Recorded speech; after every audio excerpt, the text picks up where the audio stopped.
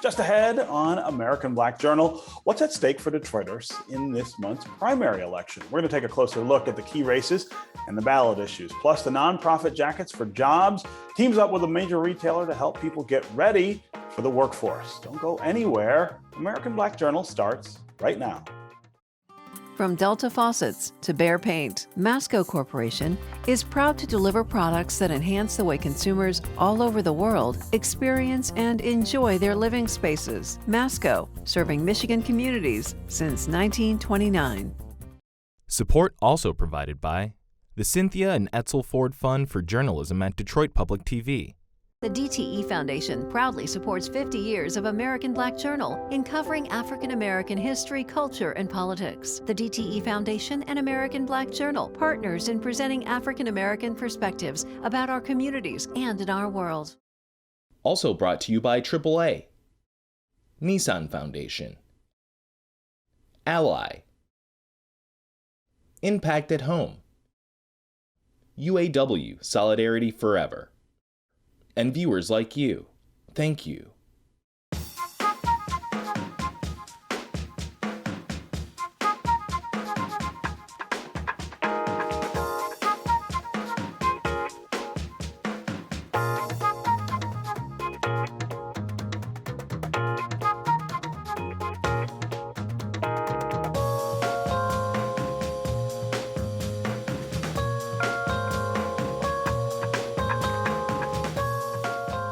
Welcome to American Black Journal. I'm your host, Stephen Henderson, and as always, I'm really glad you've decided to join us.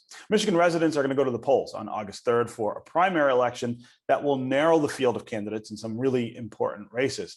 Here in the city of Detroit, there are 9 seats to fill on city council. Longtime city clerk Janice Winfrey is up for re-election and facing a challenge, and Mayor Duggan is facing several challengers in his bid for a third term. Plus, there are some major proposals on the ballot. I sat down with political analyst Mario Moro and WDET political reporter Eli Newman to help sort it all out. Here's that conversation.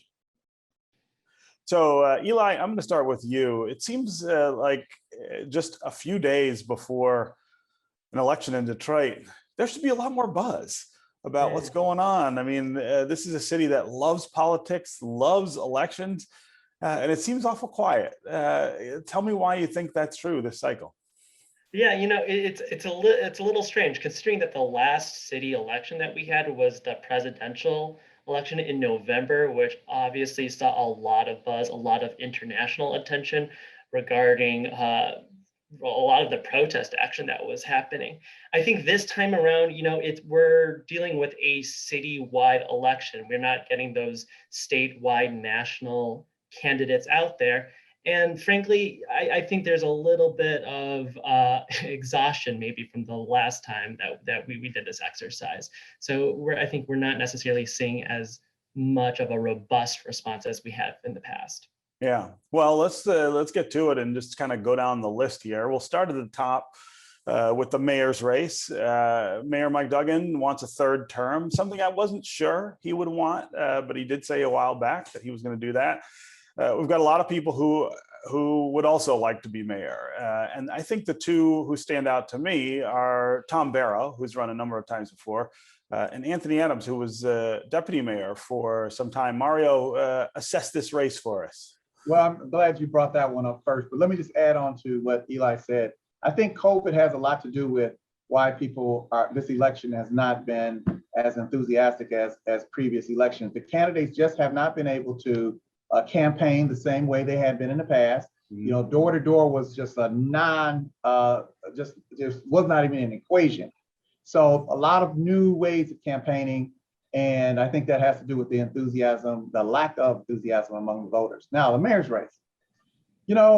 Right now it's Duggan's to lose. I mean, we know this is a primary, it's going to have a general election, but this is going to be a close race for second place.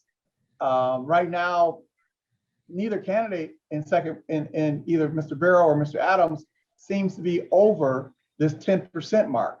So the fight is going to be between those two. You'll see them battling it out. But Mr. Duggan is looking at about a 72, 73% approval rate. He handled COVID right. The city seems to be on a rebound, doing well. And again, because of COVID, the competition has not been able to successfully campaign or even draw the interest of the voters to get involved in this race. And might I add, the fundraising has been dismal for most of the non-incumbents. Yeah. So Mario, you worked a long time in politics in the city. Would you ever have thought that you would be saying in 2021 that a white incumbent mayor in Detroit would have that kind of advantage over two African Americans who are really familiar to Detroiters? These are not newcomers. These are people who've been around, and Anthony Adams was the deputy mayor. Talk about the racial dynamic in Detroit right now as it pertains to politics. Stephen and Eli, times have changed a great deal. And I guess you're right. If I look back 10 years ago, I probably would not have said this or even thought it. But the voters have gotten more sophisticated. They're not concerned about the color of one's skin. They're concerned about the quality of life and who can get the job done. We saw that when Mr. Duggan ran against the late Benny Napoleon. I mean, as a write-in candidate, it was unheard of for this man to win this the primary election to get into the general. So I think the voters have gotten a lot more concerned about the quality of life, what they want out of it. Race is always going to be an equation. I do believe whoever runs against Duggan in the general election is going to get about 27%, 28%, 30%. That's the norm. That's the anti-incumbent vote. Eli, what have you heard and seen with regard to the mayor's race so far? Yeah, I think a lot of residents are concerned about, I think what Mr. Mario was pointing out, the quality of life. I mean, we are coming out of the pandemic, and that really shook this city. And I think people really want to see the continuation of city services as they understand it, but also see the addressing of kind of these lingering concerns that have been really a persistent problem here in the city of Detroit. And we've heard issues about water shutoffs. We've had issues about over assessments on property taxes. These are consistent political issues that the grassroots is consistently bringing up to the forefront. And I do think that it has been a certain addressing of those issues by figures like Mayor Mike Duggan, who did announce a moratorium and seeking federal assistance in seeking to put a permanent end to the water shutoffs. And then we're also seeing a lot of other kind of concurrent efforts, issues like Proposal P, where people are trying to make these political issues kind of put it in the hands of the voter, so to speak. Yeah. So Eli, you brought up Proposal P. We should talk about that as well. This is the charter revision. It would be a pretty significant change to our charter. It would sow some pretty significant issues into the founding and guiding document of the city, rather than leaving them at the legislative or executive action. I've seen a lot of advertising against Proposal P. I've seen less for it. Eli, assess what's going to happen on election day with this. Is this going to pass? Yeah, I think from the numbers I've seen on the current polling, I believe that the no vote on Proposal P is ahead. But I've also seen figures that show that those that are on the fence, the undecided voters, are about 25%. So this could really tilt either way. And I think it is going to really come down to the campaigning that goes behind it on either side. Like you said, we've seen a lot of advertisements on against Proposal P. I'm sure it doesn't take much to drive around the city and see those Proposal P as problematic billboards. And I definitely would be curious to know the funding behind that effort. A lot of those campaign finance things are a little obfuscated, given how some of these corporations have set up. And I think that is something that I'm currently looking at and trying to figure out. Yeah, let me help you with that. In Michigan, we don't find out too much in advance of elections how those things have been paid for. It's one of the problems. Hey, Mario, you have been working on one of the campaigns against Proposal P, but give us a sense of where you think the overall issue is with Detroiters. Are they going to vote for this on August 3rd? Well, I certainly hope not. This is it's really an illegal ballot initiative. You know, the governor was against it, saying that this thing wouldn't fly constitutionally. The attorney general said it's illegal. The governor came back with recommendations and asked the Charter Commission to make those changes. They said they would make it. They made some adjustments, but they went back to the initial ballot proposal that they said, and they put it on the ballot. Let me tell you, there are a lot of people in this city who are very concerned about this initiative, this proposal, because it's going to put the city back into a situation where it's going to be bankrupt. It's just no question. There are new positions, you know, the money funding source is not there, the expenses versus the revenue coming in. It's just ridiculous. I am anti-proposal P, and it's no secret. And I have worked with a lot of people. You asked about funding sources. There are people who are supporting this thing from the highest levels of our community to the lowest levels of our community. The retirees, pensioners, it's going to affect them. So I hope that it fails. I hope that it fails overwhelmingly. I just think that this Charter Commission was just, it was a joke. It was embarrassing. So Eli, talk a little about the interest groups who are for Proposal P. Of course, the charter commissions themselves would like to see it passed, but who are the other people who seem to be embracing this idea? Yeah, the Detroit People's Platform, you know, a coalition of grassroots activists, those voices that, you know, bring themselves to city council to advocate for certain changes. Those are really the people that we're seeing at the forefront of this issue. We're also seeing Council Member Raquel Castaneda Lopez, who has been strongly advocating for Proposal P. She's not seeking re-election this term, so I think this is one of her efforts that she's really getting a handle on before she, you know, departs office. And yeah, I think generally we're seeing a lot of strength among that grassroots progressively minded people. Again, you know, this charter does have provisions on setting up a reparations committee, setting up water bill assistance, setting up reduced fare for public transit. And those are really appealing items, I think, for a lot of residents. And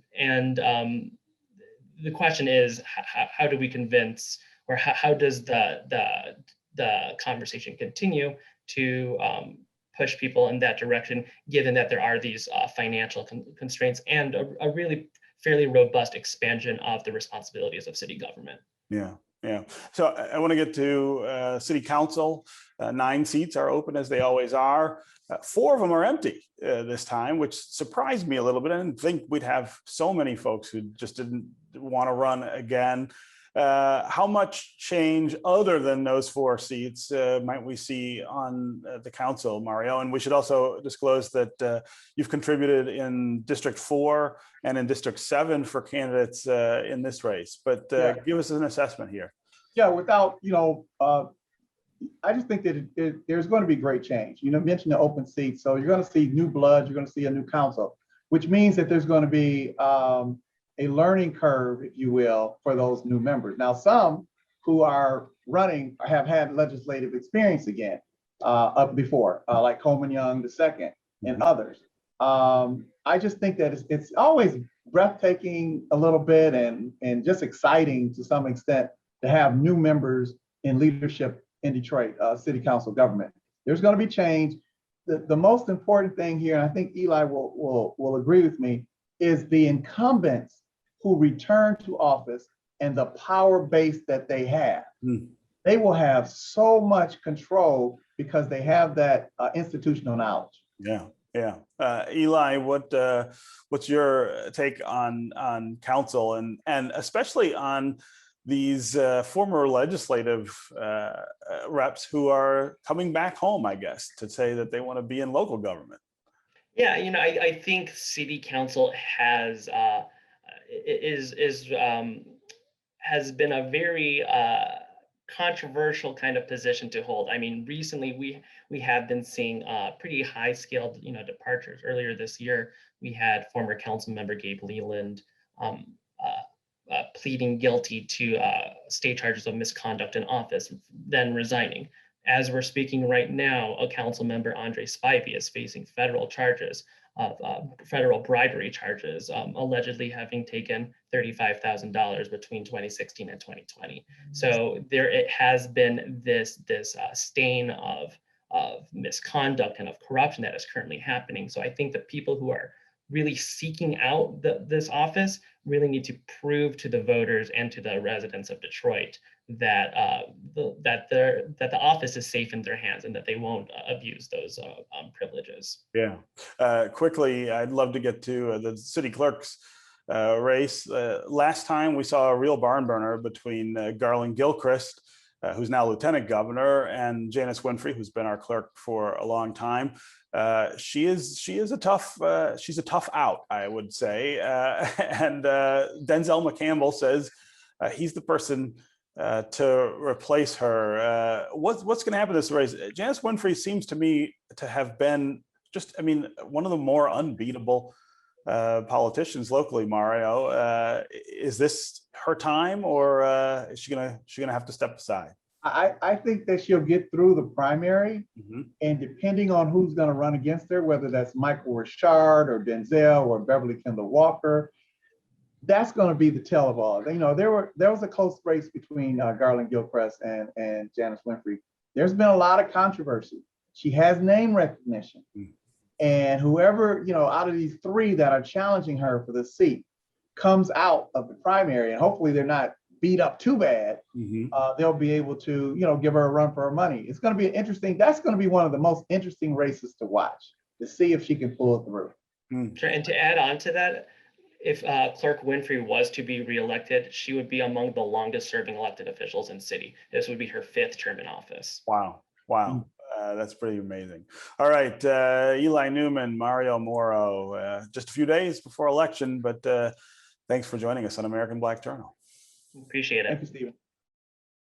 The nonprofit organization Jackets for Jobs is teaming up with a major retailer for a back to work event on August 3rd. The goal is to make sure job seekers have the clothes they need for interviews and for entering the workforce. Jackets for Jobs was founded 21 years ago by Allison Vaughn to help people get back on their feet. I spoke with Vaughn about this new initiative and how the pandemic has affected her mission.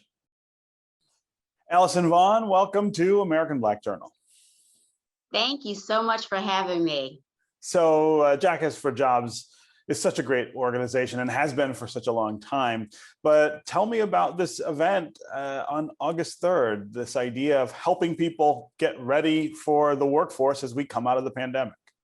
Exactly. Yes. So as you know, people have been stuck at home. People haven't been working. And so now they're getting back to work. So instead of saying back to school, like everything is going to be happening, we're doing a back to work event with JCPenney, which is one of our new partnerships. So we're very excited to have a partnership with JCPenney.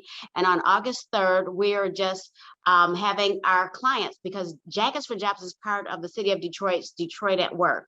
And so we work with participants that are registered with Detroit at Work.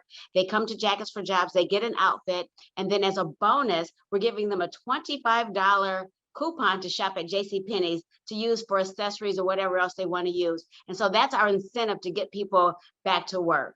And talk about what the pandemic has meant for organizations like yours. It really changed lots of people's work. I would imagine that for you, that was especially true.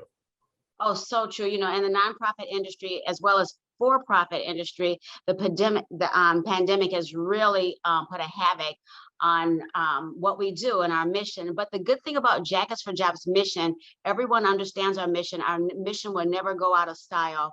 People always need a job. People always need to work. And so in this pandemic world coming out of it, we just have to figure out how to do something different and how to do something creative. So, as they say, if you don't pivot, you will perish.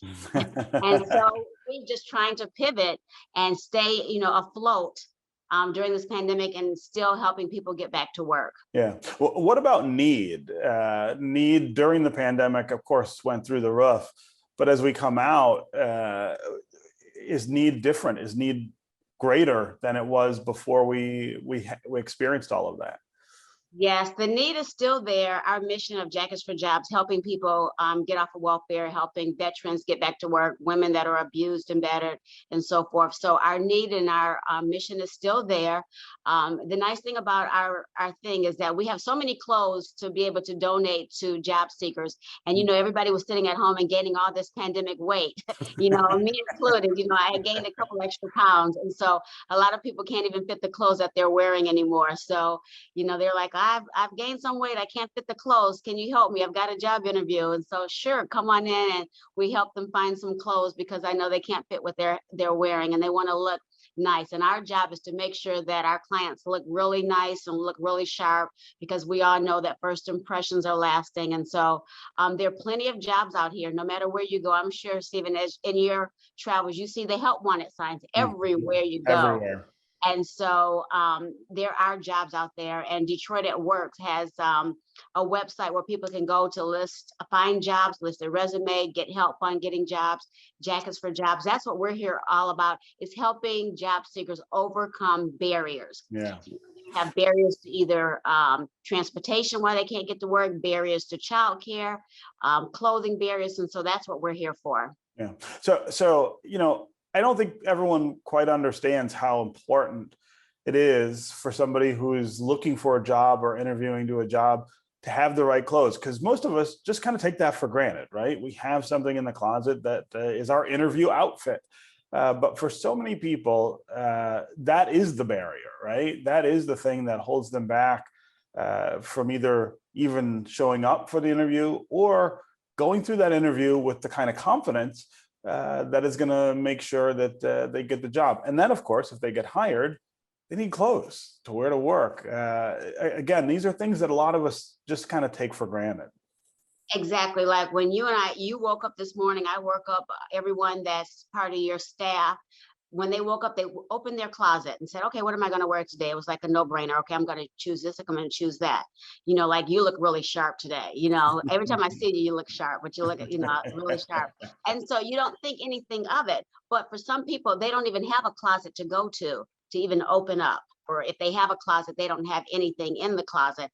And so that's what we're all about, is just helping them find that proper outfit. And like you mentioned the word confidence, everyone's been off of work for a really long time. So their confidence skills are a little like, oh, I'm not sure how to interview again. I'm not really sure. So in addition to clothes, we do job training. We do soft skill training as well. So we like to let people know that Jackets for Jobs is more than just clothes. We do the training as well, preparing them, not only to get the job, but to keep the job, how to put your best foot forward. Because there's going to be so much, after this unemployment runs out, there's going to be so much competition, everyone, trying to apply for all these jobs that are out there. Yeah. Okay, Allison Vaughn, again, just love Jackets for Jobs and have loved that organization forever. And I love what you're doing now to help people after the pandemic. Thanks so much for being with us on American Black Journal. Thanks for having me. Yeah. That's going to do it for us this week. As always, we're so glad you chose to join us. You can find out more about our guests at AmericanBlackJournal.org, and you can always follow us on Facebook and on Twitter. We're going to leave you with a performance by Ron English and the Marygrove Jazz Ensemble. This is Song for My Father. Enjoy it, and we'll see you next week.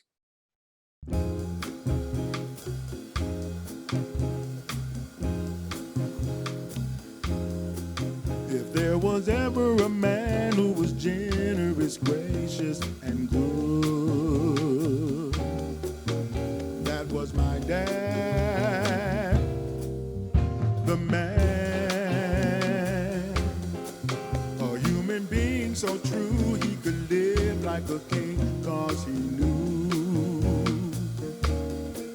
the real pleasures in life.